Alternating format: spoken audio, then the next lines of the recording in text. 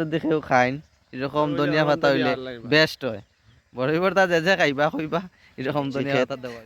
আমরা শ্রীবাণী আইছি এখন বর্তমানে। এই দেখুন আলু আলু সব সবুজ জাত। এখানে লগে শশা। আমরা বর্তমানে আইছি নিবু হাকুতারা বাসাত শ্রীবাণী।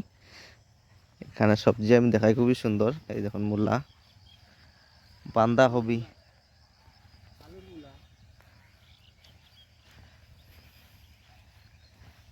লগে আসুন রাঙ্গাদা,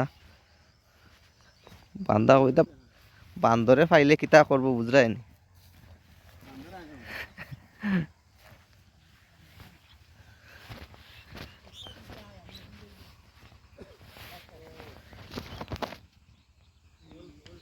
ওলকপি, ধনিয়া পাতা, টমেটো, পেঁয়াজ,